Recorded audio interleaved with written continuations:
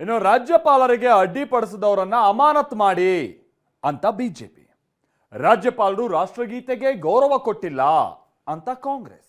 ನಿನ್ನೆ ನಡೆದ 2 ಘಟನೆ ಇವತ್ತು ಸದನದಲ್ಲಿ ಕೋಲಾಹಲ ಎಬ್ಬಿಸಿತು. 2 ಸಾಲಿನಲ್ಲಿ ಭಾಷಣ ಮುಗಿಸಿ ರಾಜ್ಯಪಾಲರು ಹೊರ ನಡೆದಿರುವಂಥದ್ದು ಕಾಂಗ್ರೆಸ್ಗೆ ಅಸ್ತ್ರ ಆಗಿದ್ರೆ, ರಾಜ್ಯಪಾಲರು ಹೊರ ಹೋಗುವಾಗ ಹರಿಪ್ರಸಾದ್ ಅಡ್ಡ ಬಂದಿದ್ದು ಬಿಜೆಪಿಗೆ ಪ್ರತ್ಯಾಸ್ತ್ರವಾಗಿದೆ.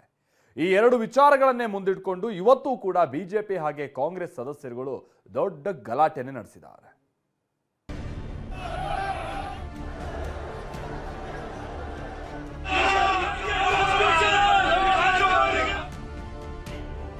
ರಾಜ್ಯಪಾಲರ ಭಾಷಣ, ಉಭಯ ಸದನದಲ್ಲೇ ಕದನ.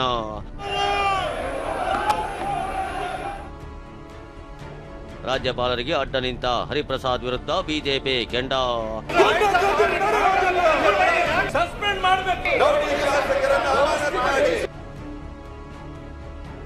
ರಾಜ್ಯಪಾಲರು ಕರ್ತವ್ಯ ನಿರ್ವಹಿಸಿಲ್ಲ ಅಂತ ಕಾಂಗ್ರೆಸ್ ನಿಗಿನಿಗಿ.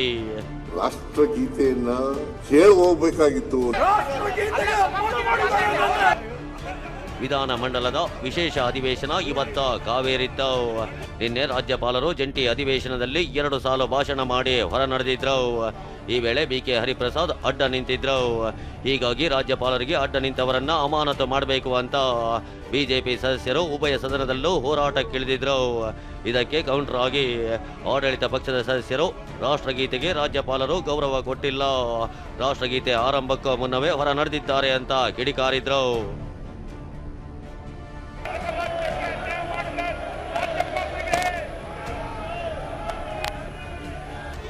ಇವತ್ತು ಪರಿಷತ್ ಕಲಾಪ ಆರಂಭವಾಗ್ತಿದ್ದಂತೆ ಪರಿಷತ್ ವಿಪಕ್ಷ ನಾಯಕ ಛಲವಾದಿ ನಾರಾಯಣ ಸ್ವಾಮಿ, ಬಿಕೆ ಹರಿಪ್ರಸಾದ್ ರಾಜ್ಯಪಾಲರಿಗೆ ಅಡ್ಡ ನಿಂತಿದ್ದಾರೆ, ಗೂಂಡಾ ವರ್ತನೆ ಸಹಿಸಲಾಗಲ್ಲ ಅಂದ್ರು. ಈ ವೇಳೆ ಗದ್ದಲ ಉಂಟಾಯ್ತು.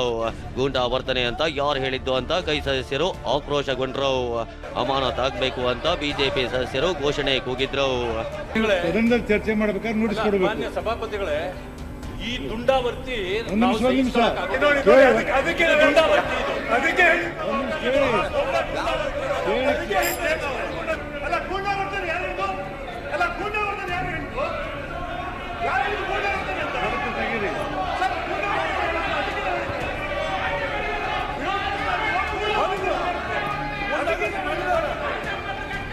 ಬಿಜೆಪಿ ಸದಸ್ಯರ ಆರೋಪಕ್ಕೆ ಕೌಂಟರ್ ಕೊಟ್ಟ ಬಿಕೆ ಹರಿಪ್ರಸಾದ್, ರೋಲ್ ಬುಕ್ ಓದಿ ಕ್ರಿಯಾಲೋಪವಾಗಿದೆ ಅಂದ್ರು.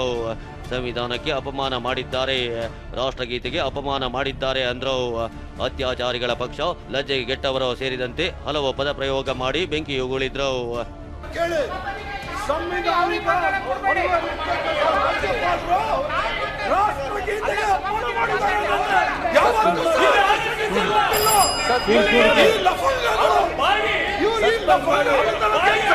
ಬೇಕಾಗಿಲ್ಲ.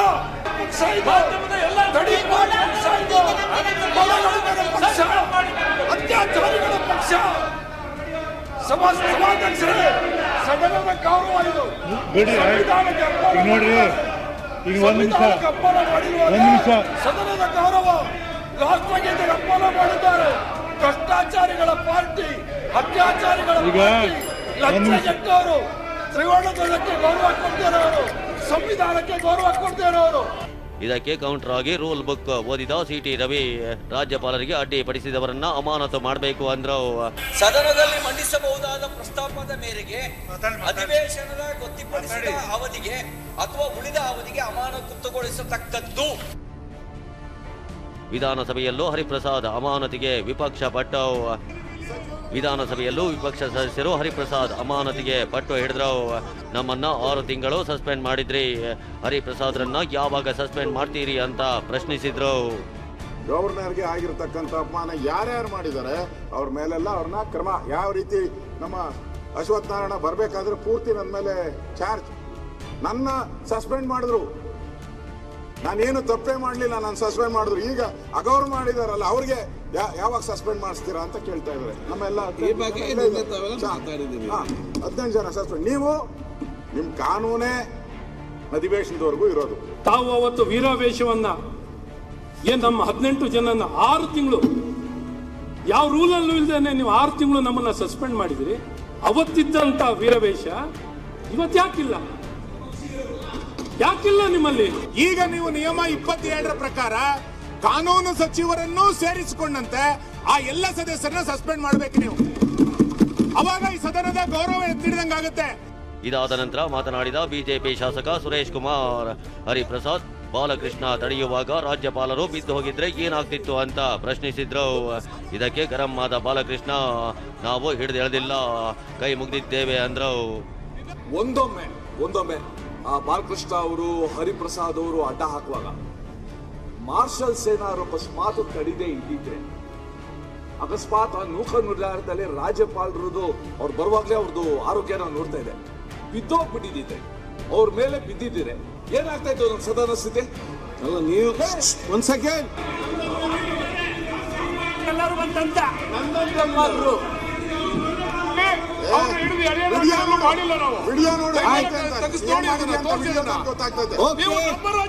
ನಮ್ಮ ರಾಜ್ಯಪಾಲರು ಅಂದ್ರೆ ನೀವು ನಿಮ್ಗೆ ರಾಜ್ಯಪಾಲರು ಮಾಡ್ಕೊಂಡಿದ್ದೀರಿ. ಬಾಲಕೃಷ್ಣ ಯಾಕೆ ಚರ್ಚೆ ಮಾಡ್ತೀರಿ ಈಗ?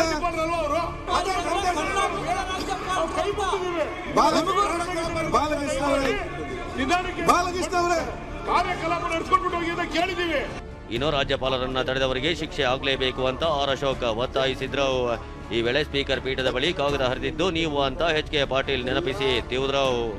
ಇಡೀ ಸದನ ಆಗಿರೋ ಘಟನೆ ಬಗ್ಗೆ ವಿಷಾದವನ್ನ ವ್ಯಕ್ತ ಮಾಡ್ಬೇಕು. ಇಡೀ ಸದನ ಖಂಡಿಸ್ಬೇಕು, ಇದನ್ನ ಇಡೀ ಸದನ ಖಂಡಿಸ್ಬೇಕು. ಹಿಂಗಾಗಿರೋದು ಆಮೇಲೆ ನೀವು ತೀರ್ಪು ಕೊಡಿ, ಆದ್ರೆ ನಡೆದಿರೋ ಘಟನೆ ಬಗ್ಗೆ ಇಡೀ ಸದನ ಖಂಡಿಸ್ಬೇಕು. ಮೊದಲೇ ಆಗ್ರಹ ಅನ್ನೋದು.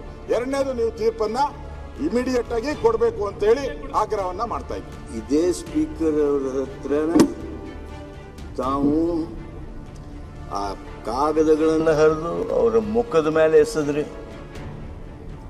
ಮೇಲೆ ಹೋಗಿ ಅವ್ರ ಭುಜಕ್ಕೆ ಭುಜ ಹಚ್ಚಿ ನಿಂತ್ರಿ.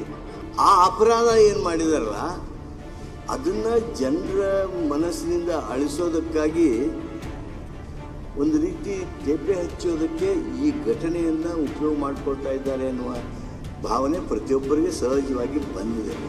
ಚರ್ಚೆಯ ಅಂತ್ಯದಲ್ಲಿ ಮಾತನಾಡಿದ ಸಿಎಂ, ರಾಷ್ಟ್ರಗೀತೆ ಮುಗಿಯುವವರೆಗಾದರೂ ರಾಜ್ಯಪಾಲರು ಇರಬೇಕಿತ್ತಲ್ವಾ ಅಂತ ಪ್ರಶ್ನಿಸಿದ್ರು. ರಾಷ್ಟ್ರಗೀತೆಯನ್ನ ಹೇಳಿ ಹೋಗ್ಬೇಕಾಗಿತ್ತು ಅನ್ನೋದು ಅಷ್ಟೇನೆ. ಅವರು ಅದನ್ನು ಮಾಡಬೇಕಾಗಿತ್ತು. ಅದು ಅವರು ಗವರ್ನರ್ ರಾಜ್ಯಪಾಲರು ಅಷ್ಟೊಂದು ಎಷ್ಟಾರ ಓದ್ಲಿ, ಅವರು 3 ಸೆಂಟೆನ್ಸ್ ಓದ್ಲಿ, 4 ಸೆಂಟೆನ್ಸ್ ಓದ್ಲಿ, ಜೈ ಹಿಂದ್ ಅಂತ ಕೊನೆಯಿಂದ ಹೇಳೋದಂತೂ ಹೇಳಲಿ, ಏನಾದ್ರು ಹೇಳಲಿ. ಆದರೆ ರಾಷ್ಟ್ರಗೀತೆಯನ್ನ ಮುಗಿಸೋವರೆಗಾರು ಇರಬೇಕಾಗಿತ್ತಲ್ಲ. ಅಂತಿಮವಾಗಿ ರೂಲಿಂಗ್ ಕೊಡುವುದಾಗಿ ಸ್ಪೀಕರ್ ಖಾದರ್ ಹೇಳಿದ್ರು. ಇದೇ ಅಧಿವೇಶನದಲ್ಲಿ ಕೊಡಬೇಕು ಅಂತ ವಿಪಕ್ಷ ಸದಸ್ಯರು ಪಟ್ಟು ಹಿಡಿದ್ರು. ಸ್ಪೀಕರ್ ಯಾವ ರೂಲಿಂಗ್ ಕೊಡ್ತಾರೆ ಅನ್ನೋದು ಕುತೂಹಲ ಮೂಡಿಸಿದೆ. ಪರಿಷತ್ನಲ್ಲಿ ಪರಿಶೀಲನೆ ನಡೆಸಿ ಕ್ರಮ ಕೈಗೊಳ್ಳೋಕೆ ಸಭಾಪತಿ ನೀತಿ ನಿರೂಪಣಾ ಸಮಿತಿಗೆ ವಹಿಸಿದ್ದಾರೆ. ಹರಿಪ್ರಸಾದ್ ಮೇಲೆ ಕ್ರಮವಾಗುತ್ತಾ ಅನ್ನೋದನ್ನ ಕಾದು ನೋಡಬೇಕಿದೆ. ಹರೀಶ್ ಜೊತೆ ಸುನಿಲ್, TV9 ಬೆಂಗಳೂರು.